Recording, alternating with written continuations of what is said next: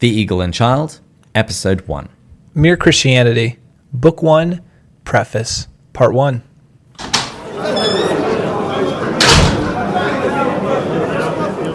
Hello, and welcome to The Eagle and Child, the hallowed pub of the Inklings. This is the podcast where each week, my friend Matt and I share a beer and discuss the writings of the author known to the world as Clive Staples Lewis, or C.S. Lewis, or Jack to his friends. My name is David, and today in this podcast, we're going to begin working our way through Mere Christianity. And as we look through this well-known work of Christian apologetics, I'm going to be joined by my fellow C.S. Lewis enthusiast, Matt.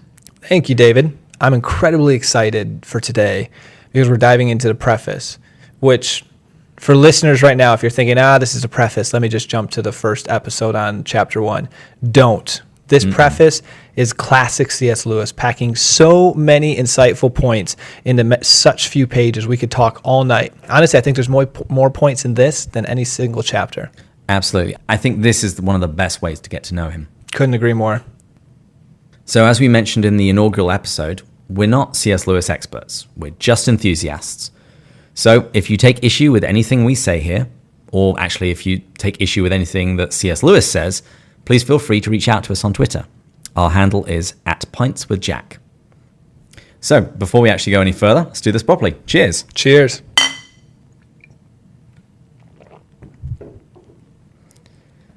And as Matt said, in today's episode, we're going to be looking at the preface, which is actually a little longer than most of the chapters of the book. So we're actually going to split this into 2 episodes. And in the preface, Jack goes through a number of different topics. He first of all describes the history of the material, how it originally started out as radio talks and were later transferred into books.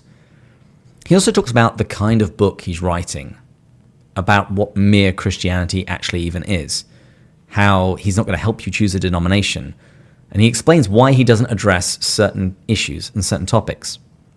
And it'll probably be about this point that we end the episode, but when we come back in the next episode, we'll look at how Jack responds to criticism of his use of the word Christian, and also about the relationship between mere Christianity and the different denominational creeds.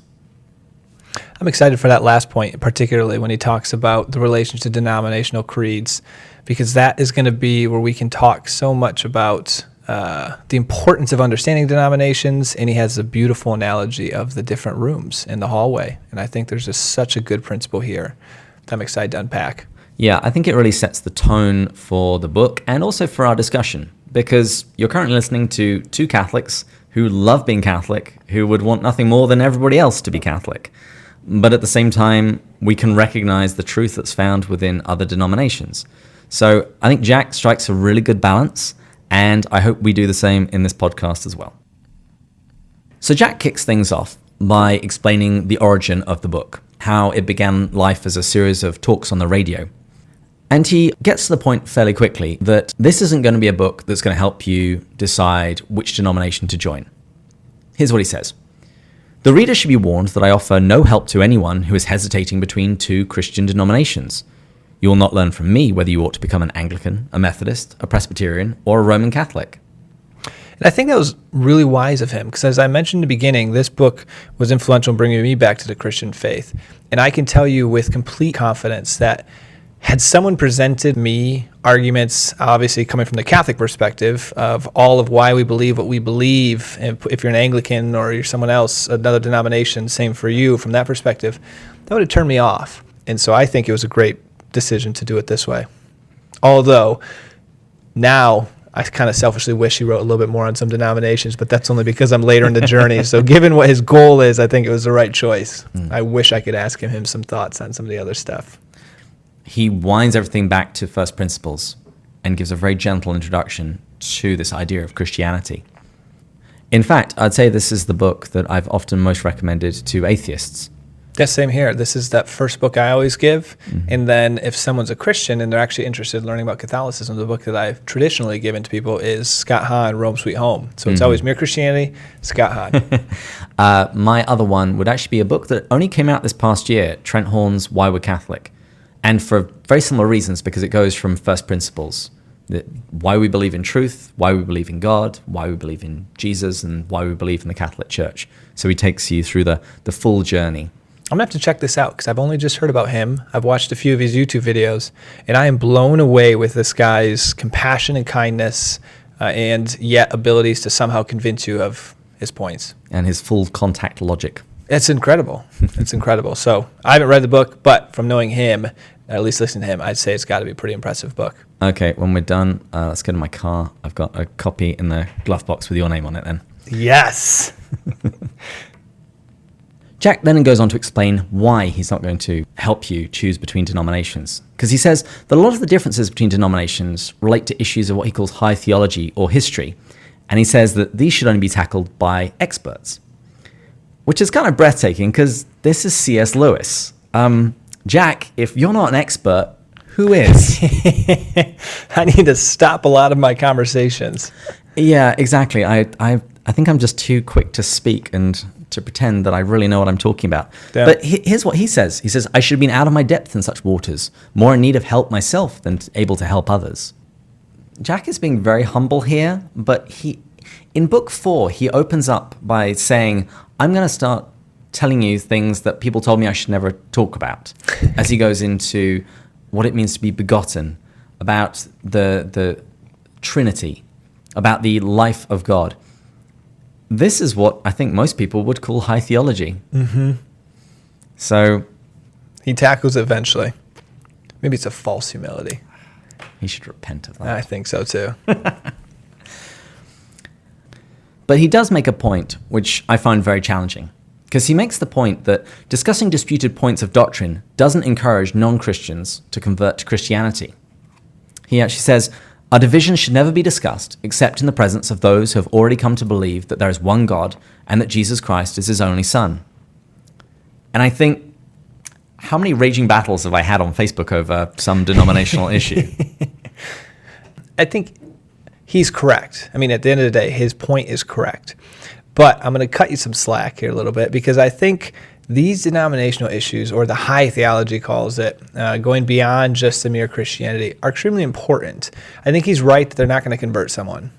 But at the end of the day, I like to think of our journey and our relationship with God as like you're dating someone. You're attracted to some sort of beauty, whether if C.S. Lewis is for love, it could be the friendships that, wait, you too? Well, if that happens with the opposite sex and someone you're attracted to, well, that can actually turn into a relationship. But it starts with something simple, some sort of beauty. But at the end of the day, it has to build to getting to know the person on a depth.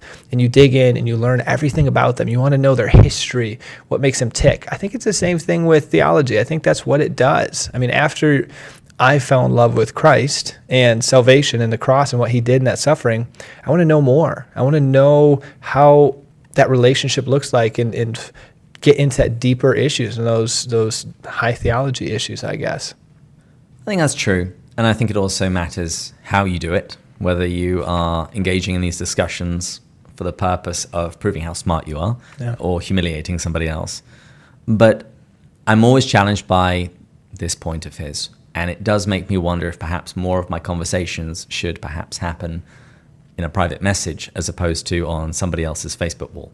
That's fair. I actually wrestle with that too from time to time. I don't have the Facebook wall as you do, but I find myself, it's easy in a conversation when people start counter punching or coming up with some counterpoints to start getting defensive, and your pride kicks in, and no longer it's about the love of the other person, but the love of winning. Yes. And being right. And their destruction. Exactly. So yes, that is a big danger, and I see that in my life too from time to time. So, rather than helping you choose which denomination to join, Jack says he's going to defend what Baxter calls mere Christianity. Now, Baxter, I had to look up who this was, and there's quite a few things in this prologue that I had to go and look up on Google. Baxter is Richard Baxter. He was a 17th century Anglican minister, and he used the term mere Christianity in a book that he wrote. It was called The Saints' Everlasting Rest. Jack says that, I have thought that the best service I could do for my unbelieving neighbors was to explain and defend the belief that has been common to nearly all Christians at all times.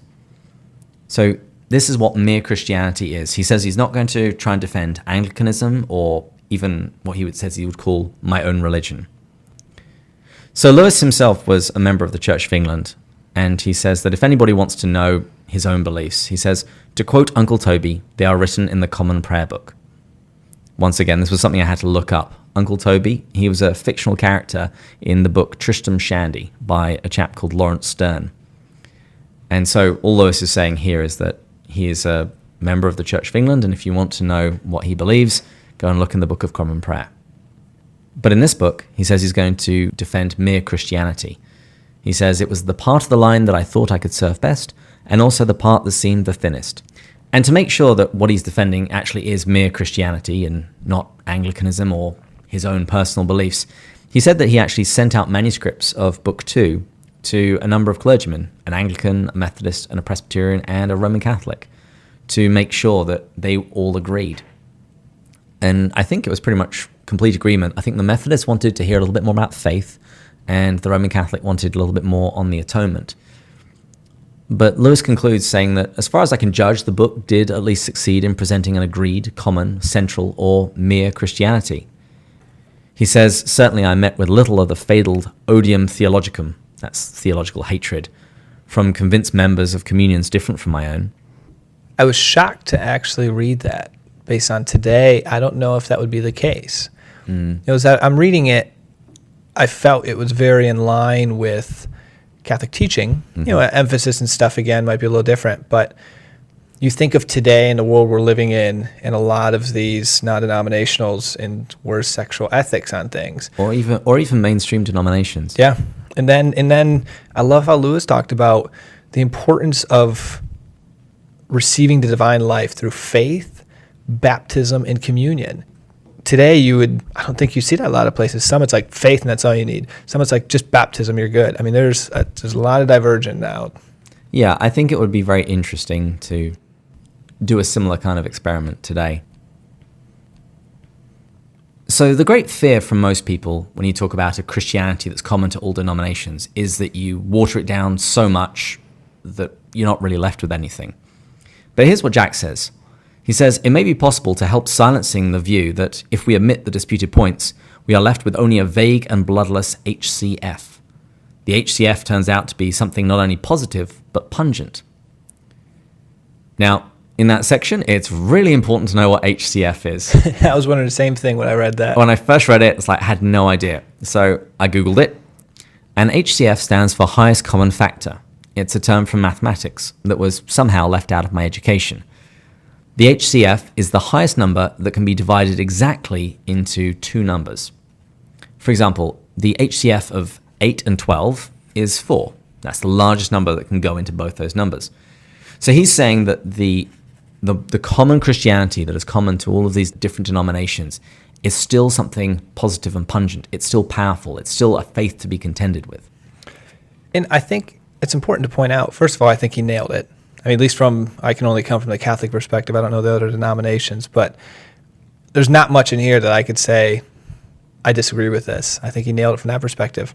But what I think is really important to stress here, and what I love about mere Christianity, and I think Lewis, he says he tried to do this, is point out that the commonality between denominations is so much greater, what unites us than what separates us. And I can't remember who... You're thinking of Raniero Cantalamessa. He's the preacher to the papal household. Okay. So this is the guy who every Lent and every Advent preaches to the Pope and the cardinals. And don't mean to brag, but he and I have hung out. No way. I know all the cool people. I'm glad I'm friends with you now. You get it by proxy. Perfect. So Raniero Cantalamessa is famous for saying, that which unites us is infinitely greater than that which divides us. You might have heard Nicky Gumbel, the guy who made the Alpha course really popular. He quotes Raniero saying this very often. And I just think that's important for listeners as we talk about this to remember. We'll talk about our Catholic experience, obviously, but at the end of the day, we never want to be divisive. And we want to stress that just the beauty of the faith and everything that's here in mere Christianity, just the absolute utter beauty of it. Yeah, and Lewis himself, he says, if I have not directly helped the cause for reunion, I have perhaps made it clear why we ought to be reunited. He's convinced me. Now, what's interesting, though, is would you say mere Christianity is sufficient? I would say sufficient for what? Yeah, I was thinking about that. What is your definition of sufficient? Because from one perspective, if someone read this book and lived this, they would be doing a very good job from a Christian perspective. And so part of me would like to say yes. I mean, this is incredible. I'm falling short of this in many, many, many ways.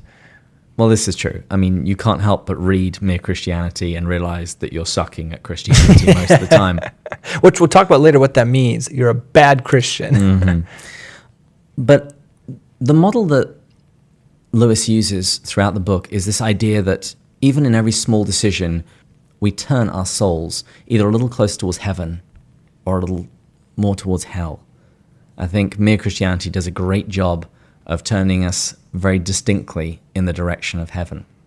I think that point is incredible. That's one of my favorite parts of Lewis is that picture that he paints, because it is very easily, and here I'll maybe dock the Catholic Church, because you can fall into the rules and it can become legalistic, although it is not meant to be. That's a misinterpretation, but it can become that way if you don't understand what the true teaching. And so you can be like, I have to do this, or I have to do this, or I have to get rid of this sin in my life or this vice so I can be a person that earns heaven. No, that's not the case at all. But as Lewis describes, we need to want heaven.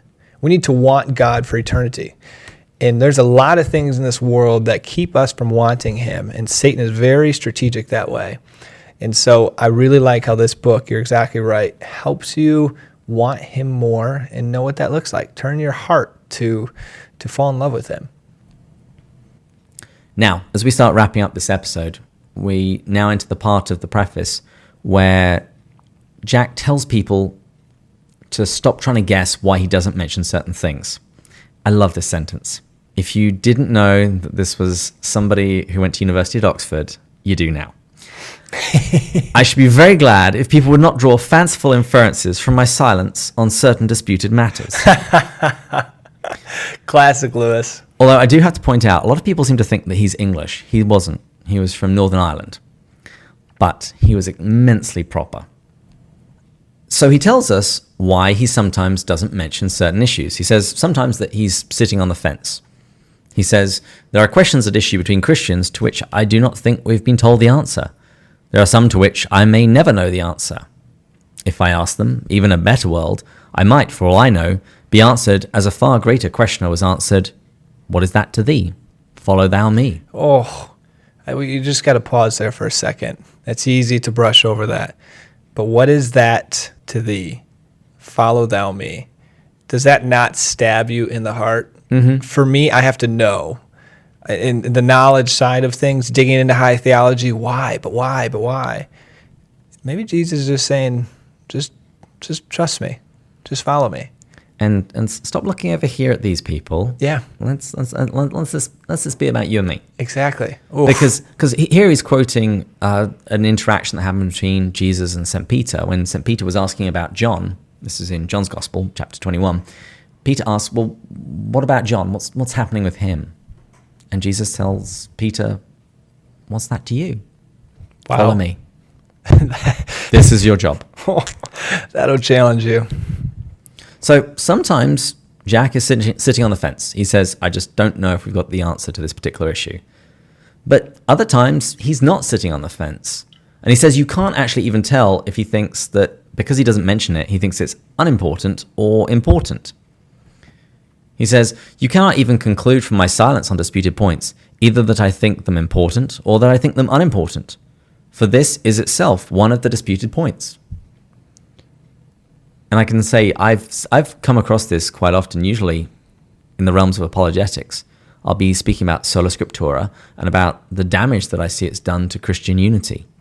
How many Christian denominations do you have? How many different theologies do you have that are mutually exclusive, that aren't compatible, that say contradictory things? But aren't they united on the essentials, David? Well, that's usually the response that you get, which then begs the more obvious question, what are the essentials? Who gets to decide? What happens if my essentials aren't your essentials? Because we could say, well, Christianity is all about Jesus, who was God. He came, he died. Through his death, we're forgiven of our sins. So all we have to do is repent, have faith in him, and be baptized. Ooh, but what about that baptism issue? And also, what do you mean by repentance? Are you talking about some emotional issue? Surely it's more about faith. So you see how very quickly you can say we're united on the essentials, but that's usually got more holes than Swiss cheese. Now, let me ask you this. I'm going to put you on the spot. But does any of that stuff matter? It matters. It's a question of how much it matters. I come back to Lewis's image. You're either turning your soul a little close to heaven or a little close to hell. So some things matter and some things matter an awful lot. Yeah. I think that's an important point. These issues aren't just meant to be intellectual issues, theological issues. They're all about knowing God more. And as Lewis says, religion, which is the encompassing of these issues, are a statement of facts that are either true or false. Yeah. And we need to know what those are because we need to know how we are supposed to live in relation to the way that God created the universe. And so these are very important issues. And if God created baptism to be a very important ingredient for forgiving original sin or healing original sin, that's something we probably need to get right. Mm-hmm. I think at the very least, it removes our inclination to be disinterested, to think, oh, that's not important. Yeah. The other kind of issue he says he's not going to talk about is the issue where he has no experience. And we're going to find this throughout the book, Lewis's humility. He says, ever since I served as an infantryman in the First World War, I've had a great dislike of people who, themselves in ease and safety, issue exhortations to men in the front line. I have a reluctance to say much about temptations to which I myself am not exposed. No man, I suppose, is tempted to every sin. It so happens that the impulse which makes some men gamble has been left out of my makeup. And no doubt I pay for this by lacking some good impulse of which it is the excess or perversion. There's a lot here, but the first thing I'd say, just high level, is my respect for Lewis reading this just goes to the roof. And I think this is something we all have to recognize, because in today, how easy is it to see and to talk about other people's sin? Mm-hmm. Particularly one that we have no idea about. Exactly. And so one for me, getting a little more personal, but high school, college, struggled with pornography. So I work through the grace of God. He's helped bring healing there. And I like to work with other men through that issue. But I would never, I can have a conversation with a homosexual, but I don't struggle with same-sex attraction. So I'm probably going to talk a lot less about that because it's unfair for me to understand the circumstances they went through that have brought them to this state and the struggle that they've fought. And so I just think that this is something a lot of Christians could hear and recognize. Doesn't mean we can't say anything, but we got to be a little more reserved. Perhaps we should say a little less. A little less. I like that. And I can't help but zoom in on his example of gambling. I actually just came back from a trip to Vegas. I was there for 4 days with friends. I didn't gamble at all. It's not out of any great virtue. I actually quite enjoy playing poker with friends around someone's house, but gambling just doesn't really do it for me. Yeah. And so I can't really speak to that vice very well. Yeah. And the other point in here that he brings up that I just think is brilliant, he talks about, I pay for this by lacking some good impulse of which it is the excess or perversion. Lewis in The Great Divorce, shameless plug that you guys should read that. It's a phenomenal book, one of my favorites of his. He demonstrates this by showing that when our vices are killed off, we surrender those to God, we pray that he removes them from us. It's a painful process, but an amazing virtue can come out of it that allows us to be, almost helps us get into the kingdom of God, be a member of it, and to eventually spend eternity into heaven with him. And so he describes this lizard on the guy's shoulder that was the vice of lust, and the guy lets the angel kill it, and it turns into a stallion that he can ride up the mountain into communion with God. I just think that's a great principle to recognize. Oh yeah, and Lewis is going to develop this further later. This idea that evil isn't really a thing. Evil is a twisting, it's a privation. It's seeking a good thing, but at the wrong time, in the wrong way. Yes. Occasionally I get complimented, and when people say things like, oh, you're very faithful to that ministry, or you're very faithful to that thing, I can never help but think, oh, faithfulness, that's what you call it. I just don't like being beaten by anything. I'm kind of stubborn. That's a good point, though. So I think the dividing line between virtue and vice is often very, very small. Yes. But it speaks to your point that a vice can be killed and can actually be transformed into something wonderful Yeah. and virtuous. Yeah, think of a continuous temptation and sin. When you overcome a habit, that discipline you developed, that strength, the ability to surrender to God, start applying that to every other aspect of your life. Oh my goodness. And things can be redirected. I mean, who is the greatest convert in Christianity but St. Paul? He begins his career in the Bible by imprisoning Christians. Murdering Murdering Christians. them. And approving of it. And yet, by the grace of God, he's transformed into the greatest Christian ministry that the world has ever known. And he wrote most of the New Testament. And so to not try to get emotional or sappy, but if people are struggling, and I have it, I bet David has stuff, if you're struggling with things, like this is such an encouraging word to know that God can use all of that for the most beautiful thing. So just ask yourself, how is this meant to be used? What is the good in this? And how can I surrender it to God and transform it? And I hear the landlord ringing the bell for last call. So let's finish this preface in the next episode. And in the meantime, please like, share, subscribe in iTunes and Google Play. If you want to contact us, hit us up on the website, restlesspilgrim.net. Actually, in fact, you'll be able to find the notes for each chapter of Mere Christianity that I produce for our in-person study group here in San Diego. You just got to search for Mere Christianity Preface or Chapter 1. And as always, you can tweet us at Pints with Jack. Tweet us your thoughts and your questions. So let's do the sign-off. Further up. And further in. Cheers. Cheers.